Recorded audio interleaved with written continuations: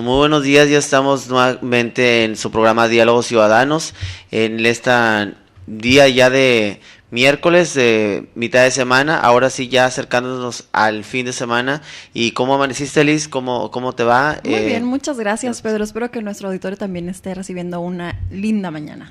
Pues muy bien, pues el día de hoy estamos realmente como de manteles largos, ¿no? Porque nos acompaña en el estudio el licenciado Fernando Margain, quien fue alcalde del municipio de San Pedro, entre otros cargos, y pues más adelante va a estar en entrevista en su sección El Diálogo con nosotros, y pues de entrada vamos a dar ya paso a los titulares del día de hoy de las noticias de carácter local. No sin antes recordarles que tendremos un puente de comunicación entre ustedes y nosotros a través de nuestras redes sociales, Facebook, Diálogos Ciudadanos NL y Twitter. Así es, en las cuentas de @Pedro de México y politóloga_Liz con Z. Y también nos pueden ver la transmisión quienes no puedan en este momento sintonizarnos a lo largo del día en elregio.com y en su canal Regio Vivo. También nos pueden seguir por Face en elregio.com y en Twitter @periódico regio. Y aproveche la oportunidad y de viva voz pregúntele algo que usted desee conocer del licenciado Fernando Margain al teléfono 8244-1221 esta mañana. En unos momentos más nos estará acompañando durante la entrevista, pero antes vamos a los titulares locales. Así es, pues iniciamos. ¿Son las oraciones un bien para la ciudad? Más confianza ciudadana en Fuerza Civil. Incumplen detallar el bono de gestoría. Investigan desvíos en Santa Catarina. Y suspende el Partido de Acción Nacional las afiliaciones. En San Pedro operan 2 bandas más. Sin más preámbulo, comenzamos con las notas locales. Más confianza ciudadana en Fuerza Civil. La Fuerza Civil se mantiene a la alza en percepción ciudadana y al cierre de mayo pasado ya había superado a la Policía Federal según el Pulso Metropolitano de Seguridad que auspician organismos intermedios con presencia en Nuevo León. El documento que ayer dieron a conocer el CINLAC, la CAINTRA y la Coparmex establece que el índice de confianza de la corporación estatal era en mayo de 78.4% tras haber escalado 8 puntos desde que fue incluida en las evaluaciones en julio de 2012. En primer lugar están la Marina y el Ejército, y son las instituciones con mayor nivel de confianza. En tercer lugar se ubica Fuerza Civil y las policías de 9 municipios conurbados apenas alcanzan el 53.8%, siendo las menos confiables las de Santa Catarina y la de Apodaca. Así es, y en el tema que ha dado mucho de qué hablar esta semana, en los últimos días, sobre el acto público en el que la alcaldesa de Monterrey, Margarita Arellanes, entrega las llaves a Jesucristo, pues bueno, hay más sobre este tema, y en este sentido, al justificar que los alcaldes de Monterrey, Guadalupe y Juárez hayan asistido a eventos religiosos donde entregaron sus municipios a Jesucristo, el pastor de las Alianzas Evangélicas de Monterrey aseguró ayer que son actos simbólicos y de buena fe. Edelmiro González Rojas pidió colaborar con las autoridades para lograr la paz en el área metropolitana y dijo que la oración puede ayudar a lograr ese objetivo. Hay que coadyuvar con ellos, las autoridades, en la paz de la ciudad. No todo es trabajo de gobierno, debemos contribuir a la paz y armonía de la ciudad y la oración puede traer la paz. Son oraciones por el bien de la ciudad. Así lo agregó el pastor González Rojas. En otro tema, investigan desvíos en Santa Catarina. El municipio de Santa Catarina investiga el adeudo de la administración anterior con la Clínica Nogalar ante la presunción de que hubo desvíos de recursos. La Contraloría Municipal está revisando si el servicio prestado por esta institución a la administración de Gabriel Navarro por 4,663,000 pesos en realidad se llevó a cabo, según informó ayer el alcalde Víctor Pérez. Pérez Díaz anunció que esta misma semana podría concluir la investigación de la Contraloría, después de lo cual acudirían ante la Auditoría Superior del Estado para que realice su propia indagatoria y proceda conforme a derecho, si es que se acredita un mal manejo de recursos. Pues muy bien, y también otro tema que hemos comentado ya a lo largo de estas emisiones es sobre el bono de gestoría. Y aunque el oficial mayor del Congreso del Estado se comprometió a transparentar este lunes los documentos con los que los diputados locales han justificado el gasto de su bono de gestoría, hasta el día de ayer mantenían oculta la información. Tras responder en sentido negativo a una solicitud donde se pedían los comprobantes presentados por los legisladores que hicieron uso de esta partida por 35,000 pesos mensuales, Baltasar Martínez ofreció el sábado facilitarlos. De mi parte les voy a poner toda la información que necesiten porque no tenemos ningún interés en que dejen de ver esa información, aseguró entonces el oficial mayor. En San Pedro operan 2 bandas más. Hugo Ruiz, presidente municipal, informó que en el municipio hay otros 2 grupos de delincuentes que se dedican a asaltar casas, delito que aumentó en 91% en el primer cuatrimestre del año que está transcurriendo. El alcalde de San Pedro, Hugo Ruiz, reveló ayer que 2 bandas de asaltantes foráneos operan en San Pedro, así como en otros municipios del área metropolitana, luego de que la policía ministerial detuvo el pasado lunes un grupo de ladrones originarios de Colombia que robaba casas en San Pedro. El edil reveló que las bandas tienen la misma forma de operar. Ruiz informó que desde hace un par de días comenzó a recibir denuncias por parte de los vecinos. Bien, y continuamos sobre las afiliaciones del Partido Acción Nacional. Los ciudadanos de Nuevo León que busquen afiliarse al PAN y los miembros adherentes que quieran convertirse en militantes activos no podrán realizar estos trámites hasta el 2 de septiembre. El Comité Ejecutivo Nacional Blanquiazul emitió un acuerdo mediante el cual suspendió a partir del 4 de junio y durante 90 días el proceso de afiliación de adherentes y el trámite para adquirir la membresía activa a nivel nacional. Con esto se posponen también los cambios en el proceso de afiliación que habían sido anunciados el pasado mes de mayo y que entrarían en vigor este mes de junio. Mauro Guerra, secretario general del Partido Albiazul en el estado, atribuyó esta medida a la reestructuración del proceso de afiliación que contempla nuevas disposiciones y cuyo manual aún no se emite, así como la credencialización de la militancia. Así es, y estas han sido las noticias locales de hoy. Pues muy bien, vamos a ir a un corte y ya regresamos con la entrevista con el licenciado Fernando Margain, que ya se encuentra en el estudio. Volvemos.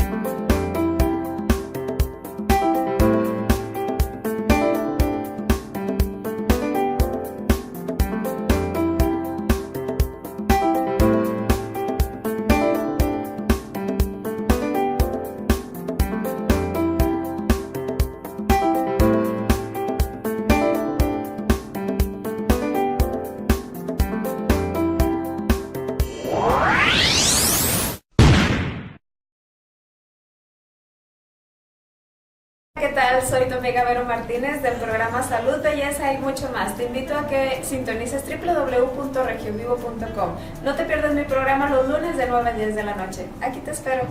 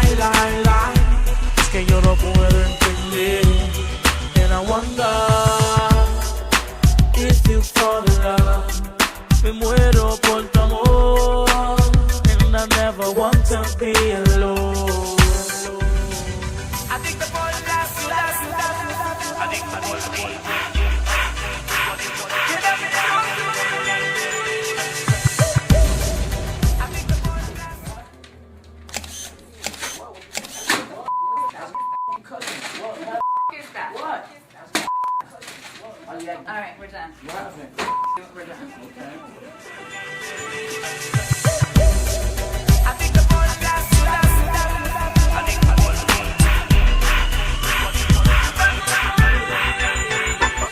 Eres mi vida, eres mi luz, mi razón para vivir.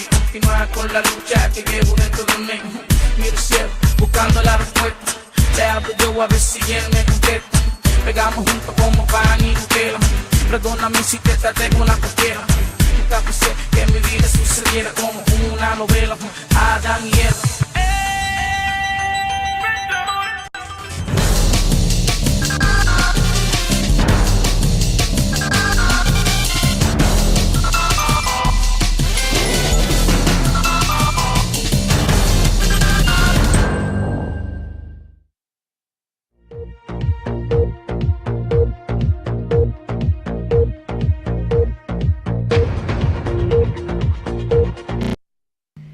Gracias por continuar con nosotros. Les recordamos que estamos en Diálogo Ciudadano, su espacio. Esta mañana nos acompaña el licenciado Fernando Margain. Muchas gracias por acompañarnos. Al contrario, bienvenido. Un gusto saludarles. Le recordamos el teléfono en el estudio es 8244-1221 para hacernos llegar sus comentarios y si así lo desea, interactuar de manera en vivo con nuestro invitado esta mañana. También puede establecer un vínculo de comunicación a través de nuestras redes sociales con Facebook, Diálogo Ciudadanos NL o bien a través de Twitter a nuestras cuentas personales. @Pedro de México y @politóloga_Liz con Z. Sin más preámbulo, damos inicio al diálogo de hoy. Pues muy bien, primero que nada, licenciado, gracias por aceptar la invitación y nos gustaría que nos platicara un poquito de cómo usted se involucró en la política, cuál fue su primer acercamiento hacia la vida política o democrática aquí en México, en este país. Sí, cómo no, muchas gracias por invitarme y al mismo tiempo quiero aprovechar para felicitarlos. Me da muchísimo gusto ver que jóvenes arrancan espacios tan importantes como espacios de expresión libre, ¿verdad? Gracias. Porque pues yo creo que hay pocos, la verdad, hay demasiados intereses detrás de los medios de comunicación, movimientos de dinero y demás, pero pues cuando vienen jóvenes así, sin ningún otro interés más que de hacer un espacio, como ustedes mismos le llaman, de diálogo ciudadano, ¿verdad? Pues hay que felicitarlo. Y ojalá hubiera muchos espacios como este. Muchas gracias. Ahora, cuando entras a la política, lo que buscas es un poco lo que ustedes están haciendo ahora, el de construir valores sobre los cuales se construya una sociedad sana. Los medios de comunicación juegan un papel fundamental en la democracia y en la vida de los países, y por ello tan importante que los medios cumplan con su función, al igual que los políticos. Yo en lo personal entré a la política porque mi papá, que fue del grupo de fundadores del Partido Acción Nacional hace muchos años, allá por 1942, 43, cuando mi papá se incorporó al Partido Acción Nacional, en mi casa vivimos la problemática que ha vivido el país en materia política, y fue una cosa diaria donde nosotros pues hablábamos de los temas que tenían que ver con la política en México, y entonces fue parte como que de mi vida. Sin embargo, yo tuve la oportunidad de estudiar la carrera de abogado. Mi papá nos decía mucho que pues decía de qué se ríen tanto los americanos en la televisión. Él no hablaba inglés y tenía mucho interés en que nosotros aprendiéramos inglés. Y entonces me metí también a estudiar el inglés, aparte antes no se estudiaba en las escuelas inglés, tenías que hacer cursos especiales, íbamos allá al Instituto Mexicano Norteamericano de Estudios Culturales, y fue como aprendí el inglés, ¿verdad? Yendo cada tercer día allí 1 hora. Y bueno, eso me abrió las puertas para después poder estudiar en el extranjero. Estudié mi carrera de abogado, estuve en la Universidad de Nuevo León, en la Universidad de Monterrey, de donde recibí mi título. Después tuve la oportunidad de estudiar maestrías en la Universidad de París, en la Universidad de Nueva York y en la Universidad de Texas, en Austin. Y bueno, mi papá representaba al Partido Acción Nacional en prácticamente todas las elecciones ante la autoridad electoral, que entonces era el propio gobierno. Y pues ya te digo, vivíamos esta problemática de lo que era la política y de lo que eran los procesos electorales y el día de las elecciones, con todo lo que había entonces de fraudes electorales, que lamentablemente, y hay que decirlo, cuando la gente no participa, entonces los malos gobiernos existen. Entonces, pues así con todos los tacos que se les metían de manera fraudulenta a las urnas, que antes no tenían las limitaciones que ahora tienen de 1,100 votos, etcétera.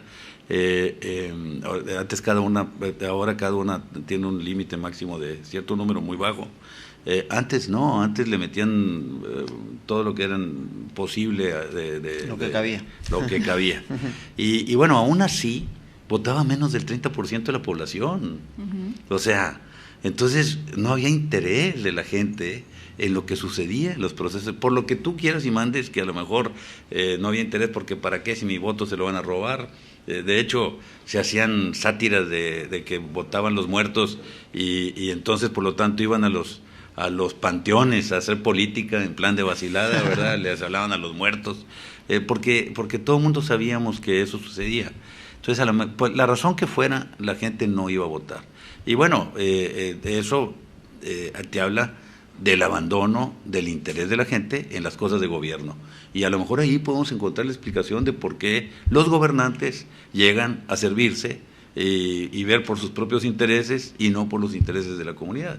Entonces, esto que vivimos en mi casa tanto tiempo, después por ahí en 1991, cuando me invitan a trabajar a Santa Catarina con Atanasio González Puente, que ganó las elecciones en el Partido de Acción Nacional, y me invitan para ser secretario de ayuntamiento, pues yo tenía mi trabajo de abogado muy importante y fue difícil tomar esa decisión, pero también sentí que teníamos que regresar algo a Dios y a nuestro país de lo que habíamos recibido, y por ello me incursioné en la política.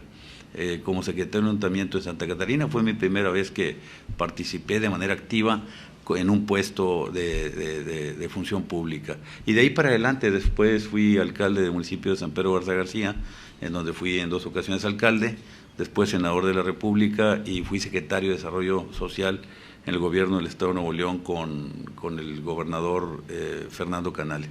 Esa es mi trayectoria en la política, y lo que me movió fue lo que vi durante mis años de infancia y juventud, de que teníamos que luchar y participar y trabajar para corregir todo lo que estaba mal. Y bueno, eso es por lo cual ya tengo 18 años de estar trabajando de manera activa en la política.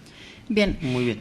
Nos decía Alexis de Tocqueville hace cientos de años que había que hacer un llamado a los líderes que llevaban a cabo la dirigencia de los gobiernos democráticos. Entre otras cosas, era adaptar las instituciones a los hombres y a los tiempos. Usted, que tuvo la experiencia del ayuntamiento hasta el Senado y de educarse en instituciones nacionales y extranjeras, ¿cuáles son los retos institucionales que al momento de usted ejercer el poder notó y que cambiaría eventualmente, o que le recomendaría cambiar a quienes están actualmente gobernándonos?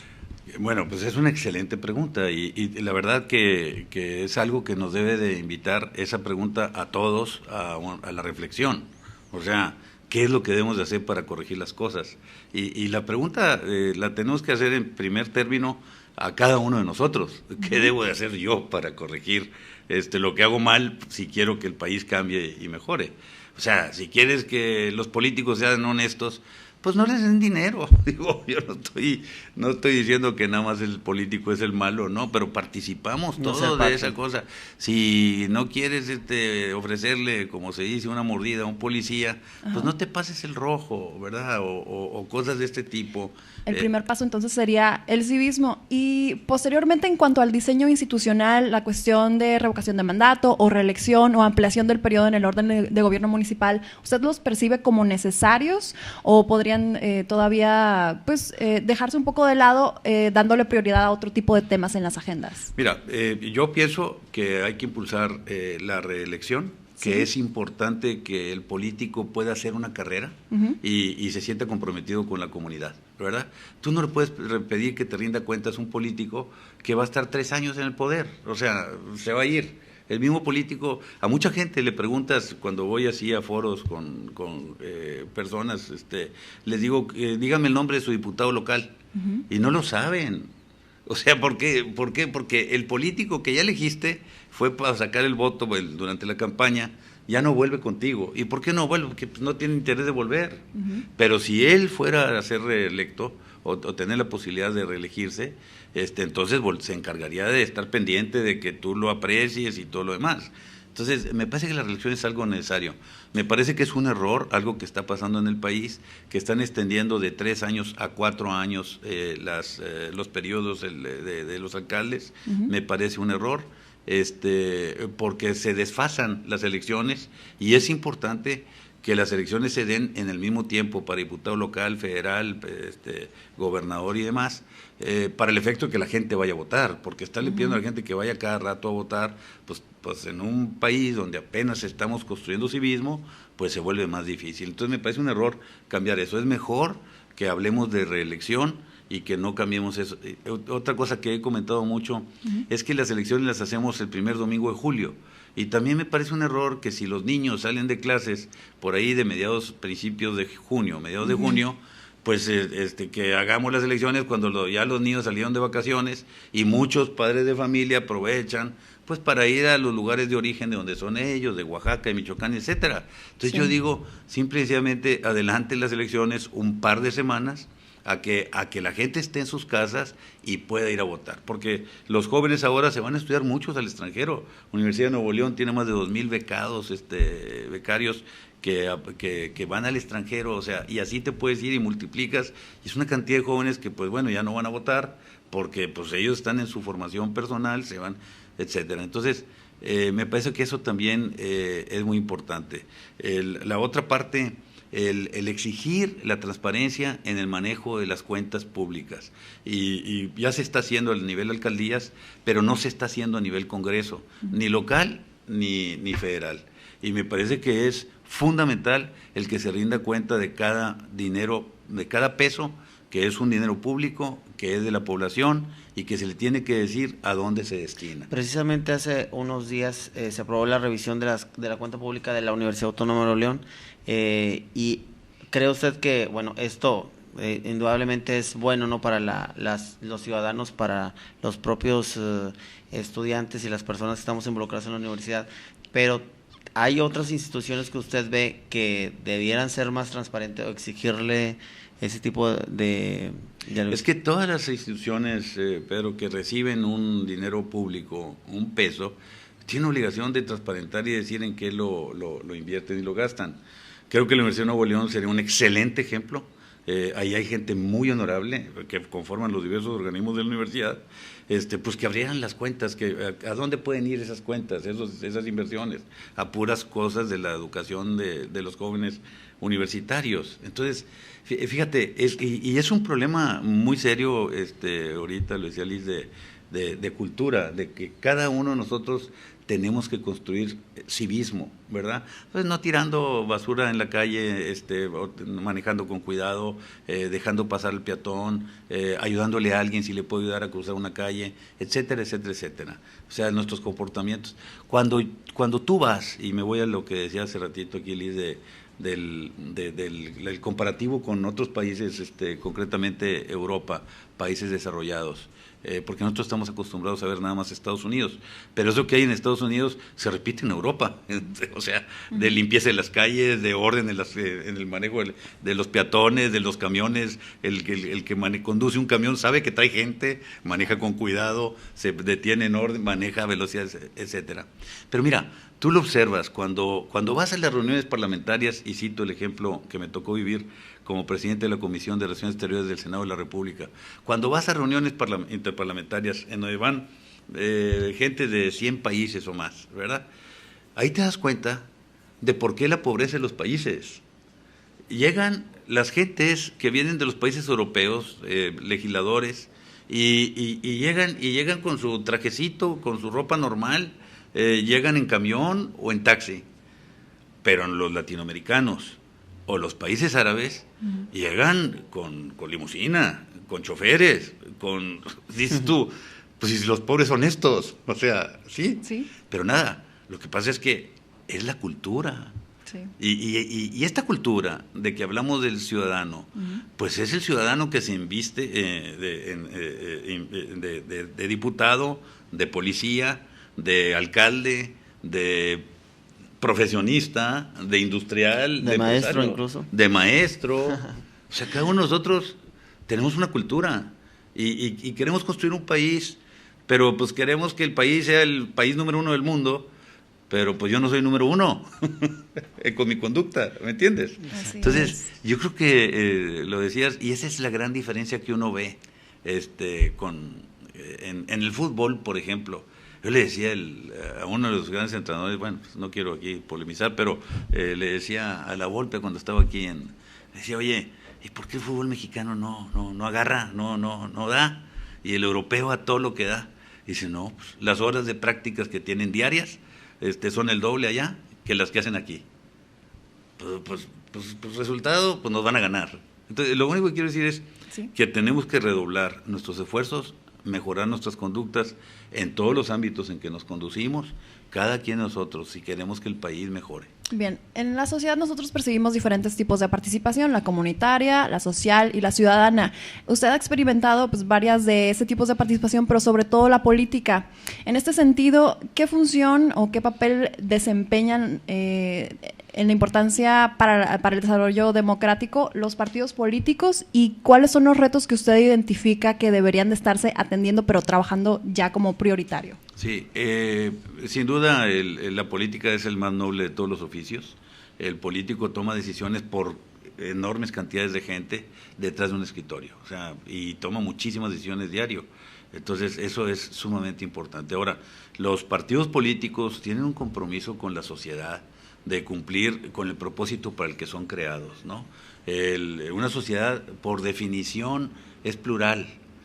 Una sociedad, por necesidad, tiene que ser incluyente. Y entonces todos somos parte de una sociedad, unos pensamos de una manera, otros pensamos de otra, y entonces los partidos políticos pues se vuelven herramientas y vehículos importantísimos para la expresión de cada uno de nosotros y la participación en la sociedad, en la parte esta que tiene que ver con la cosa pública, ¿no? Entonces los partidos políticos tienen un enorme compromiso de cumplir con su propia función, para la cual son creados, que son, cada uno de ellos tiene una ideología y luchan por sus principios y lo otro, pero el punto fundamental de todos es que deben de luchar y orientar sus esfuerzos hacia el bien común, no nada más a su interés particular. No se puede gobernar con ideología. Uno se gobierna por el bien común, por el interés general, por el bien de todos. Y a mí me parece que aquí han dejado mucho que desear los partidos políticos. Corremos un riesgo enorme como país de caer en lo que ya pasó en Italia, que ahí hay un testimonio real de nuestros tiempos. Una democracia cristiana, que era un partido político que gobernó por 50 años en Italia, cae el partido político, gana la oposición no le sabe dar respuesta a la población y el resultado es que ahora hay 20, 30 partidos políticos y la consecuencia es que se ha convertido la política en Italia en un acuerdo de grupitos que pues ya resulta que uno es el presidente del partido y el otro del otro y lo que ellos digan entre ellos es lo que al final se hace con intereses propios de su interés particular, no del bien común. Y ahorita ya estamos empezando a ver en México la creación de partidos políticos que se están diseminando y que la política en consecuencia pues empieza a cambiar del propósito que debe de buscar, que repito, no tengo ninguna duda de que es el más noble de todos los oficios y que debe de ser el bien común. Entonces se está transformando en ¿cómo le hago para llegar aquí? Me pongo de acuerdo con él.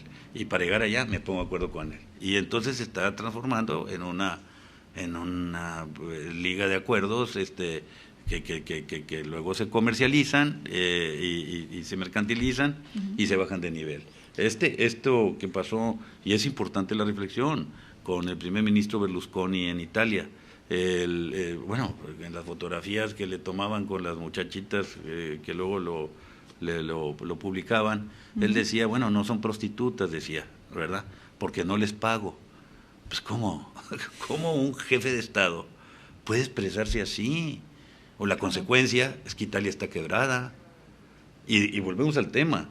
Si nosotros los ciudadanos dejamos que los políticos se manejen a su antojo, a sus anchas, sin orientar su esfuerzo hacia el bien común, corremos el riesgo de volver por el camino de esos países que pierden el rumbo y luego pagan las consecuencias toda la población.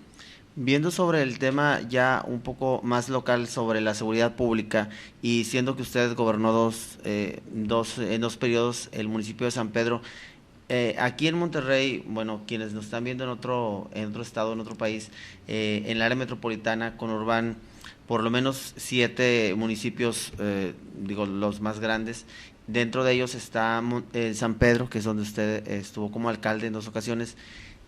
Y siempre mencionamos, hay personas que estamos en Santa Catarina o estamos en Monterrey y decimos, bueno, si entras a San Pedro ya cambia la cosa. Es como cuando uno cruza el puente y llega de Reynosa a McAllen. Ya es diferente, ya no tires la basura porque aquí sí te van a multar o te van a sancionar, etcétera. ¿A qué cree que se deba esto y qué es lo que se puede hacer para que otros municipios mismos de aquí del área metropolitana puedan replicar algunas cosas que han sido buenas o efectivas respecto a la seguridad pública y a otros temas también como ecológicos, ¿no? Que creo que impactan mucho aquí en la ciudadanía, que tal vez la respuesta podría ser obvia, que es la cuestión, obviamente, de la cultura, pero que también el nivel socioeconómico es muy elevado al de otros municipios. Pero no sé si algo nos pueda comentar a ese respecto. Sí, mira, qué importante y qué bueno, porque estamos hablando de ese tema del civismo del ciudadano, ¿verdad? De nosotros, de nuestros niveles de civismo.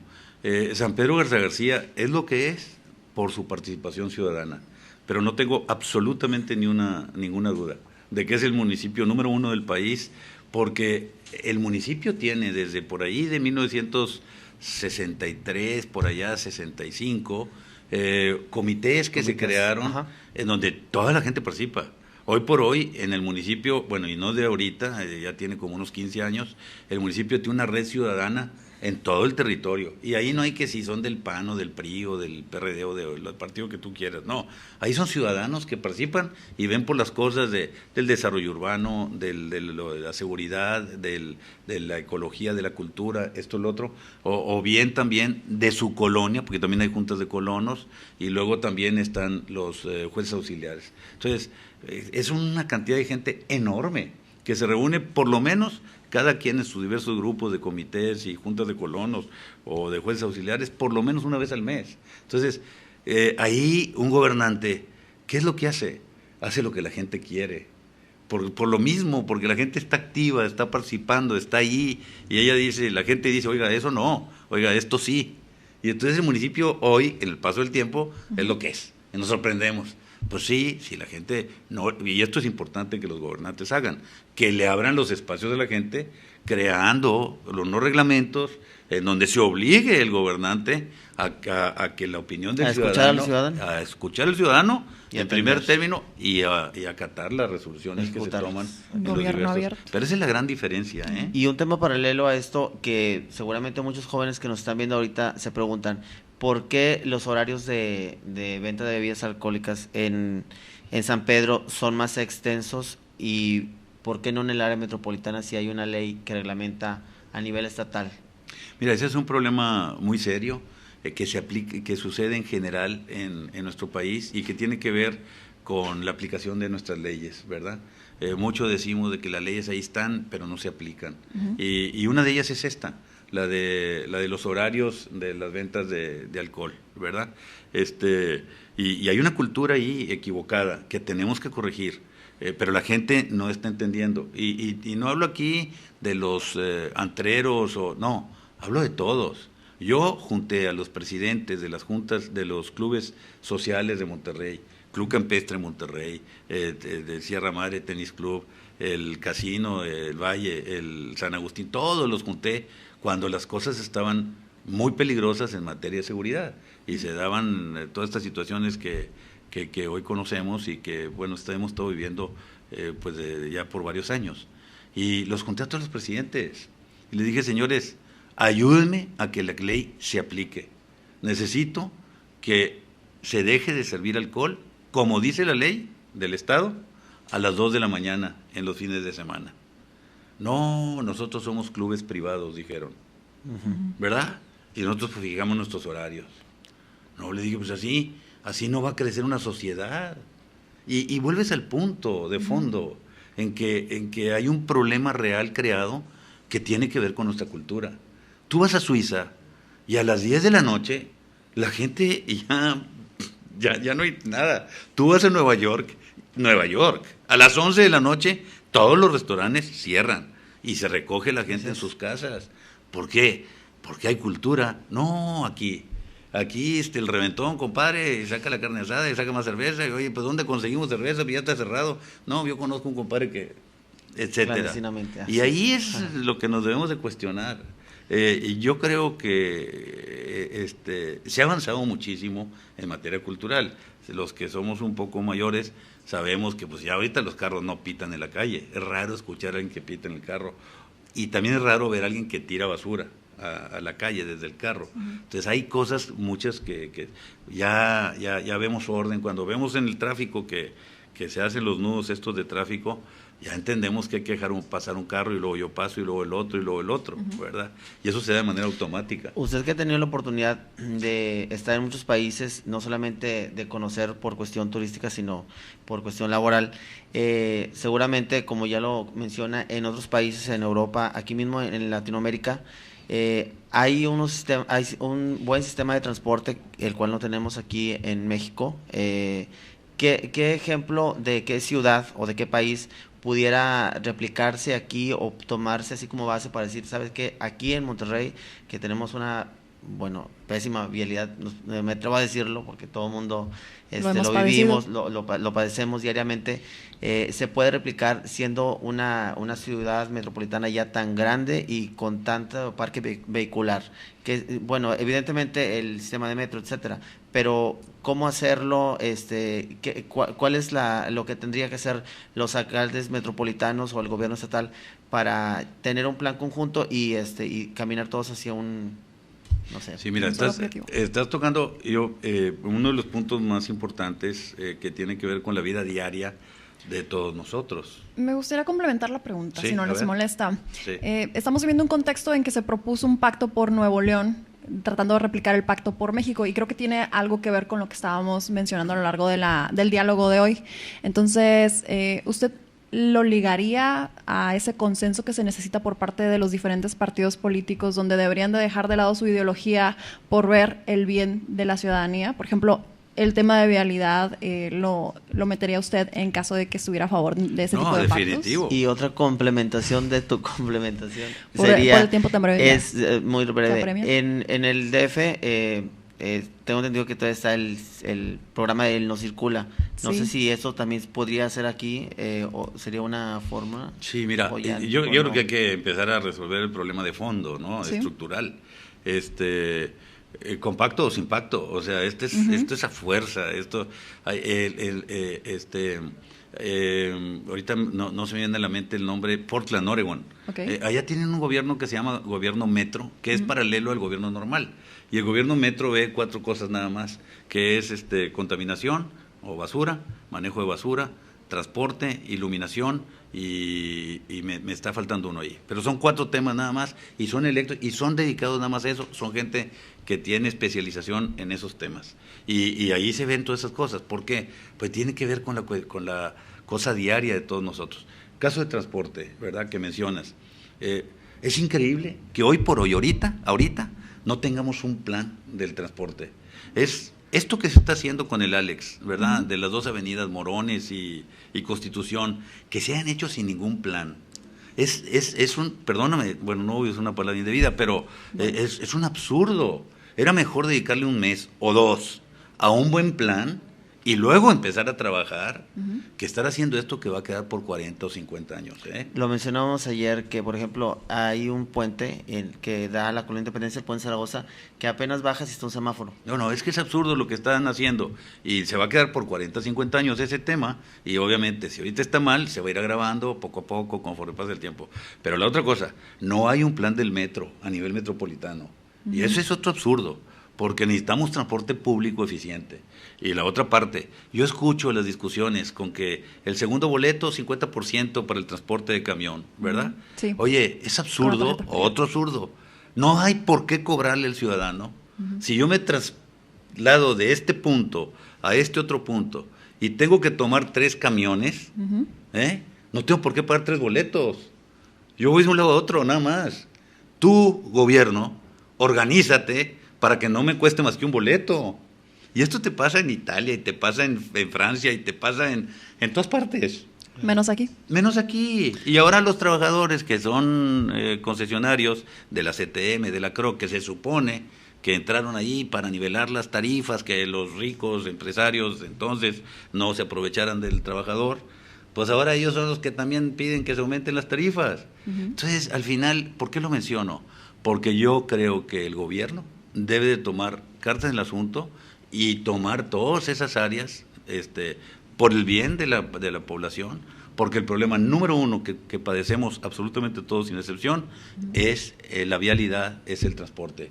No existe en nuestras cabezas la posibilidad de tomar un transporte público cuando puedo comprar un carro. Si puedo comprar un carro, voy y lo compro. Y ese es un error. En Europa la gente mucha no tiene carro, se mueve en el transporte público, porque es un transporte público eficiente. Y a mí me parece que eso es lo que tenemos que construir. Creo que una de las cosas también que no está muy reglamentado, o que no está nada reglamentado aquí en México, es el servicio de taxis, que realmente hay muchas quejas del servicio, no hay una revisión porque tienen los taxímetros alterados, no están en buenas condiciones, etcétera. Entonces yo creo que también eso habría que ser un plan, porque por ejemplo tuve la oportunidad de estar en Sao Paulo, en Brasil y en Río de Janeiro, y el servicio es mucho mejor. Si uno entra, te dan un comprobante, todo se tiene que dar un comprobante fiscal, traen GPS, es decir, hay cosas que creo que aquí se podrían implementar, no sé si... No, definitivo, yo creo que, pero si están cambiando de gentes responsables de las áreas tan técnicas como son estas del transporte, y están improvisando gente, obviamente el servicio no se va a mejorar. Se necesita gente que conozca el servicio, se necesita invertir recursos para llevar a cabo los planes. Cuando yo fui alcalde en el 2006, ¿verdad? Les dije, pues yo me acuerdo que allá por el 97 se empezó con esto del Sintram, y el Sintram es, entre otras cosas, tiene cámaras y demás, y ahí está en Fundidora, y tú ves todo el control de la vialidad de la ciudad. Pero fui y les dije, oye, ¿por qué no jalan los semáforos sincronizados? ¿Y por qué no se activan cuando me acerco al semáforo? No, pues porque no funcionan los sensores. ¿Cómo? Los sensores cuestan 2,000 pesos, o sea, por 2,000 pesos afectamos a toda la población. Y no, pues es que, y le digo, ¿y por qué no nos dicen? No, bueno, pues esto, lo otro. Entonces, aquí lo que quiero realmente enfatizar es que si están cambiando gentes, pues no hay una continuidad, no hay. Y lo ves, con PANes, con PRIs, con PRDs, y ya llegué, y ahora que venga mi compadre para acá y mi compadre allá, incluyendo en áreas técnicas. Ahora, aquí hay otro problema, que es que nosotros tenemos mucho la cultura, porque pues es lógico, de la influencia de los Estados Unidos. Y en Estados Unidos se favorece al carro con todo, ¿verdad? Allá, si tú vives en San Antonio, fuera de la zona metropolitana, en Dallas, fuera de la zona metropolitana, en Houston, fuera de la zona metropolitana, o sea, aquí hablo Texas, que aquí más o menos la gente conoce, y necesitas un taxi, no hay. Necesitas hablar para pedir un servicio de taxi, ¿verdad? ¿Por qué? Porque, pues, oye, es que debes de tener carro, compadre, porque esa es la cultura que hay.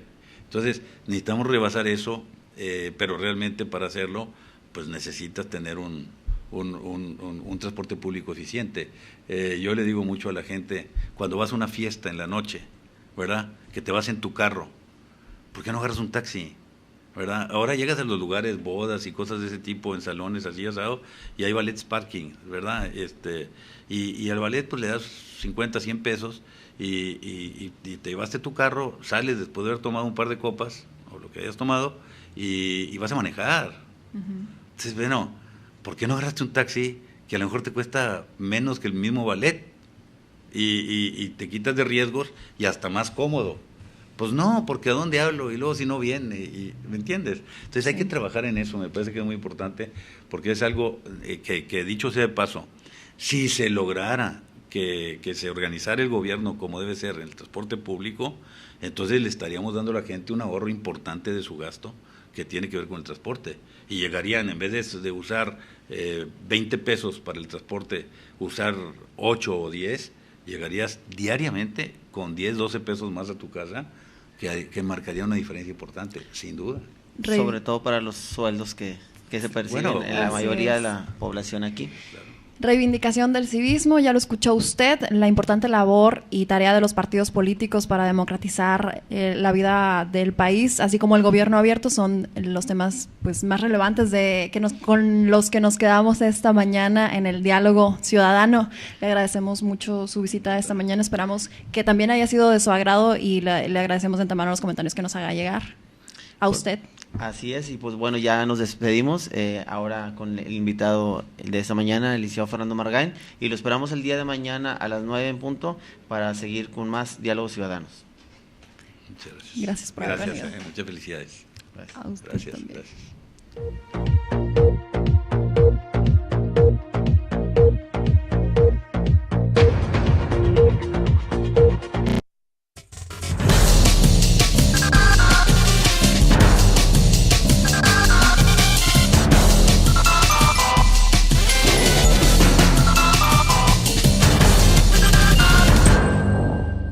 ¿Eres aficionado a los Cowboys de Dallas? Vive la pasión NFL viajando al Cowboy Stadium. Disfruta de la emoción de estar en los partidos de los Vaqueros de Dallas. Toda la temporada 2013 te ofrecemos transporte, hospedaje y tu boleto de entrada. Reserva con Raúl Vargas, 8355-0001.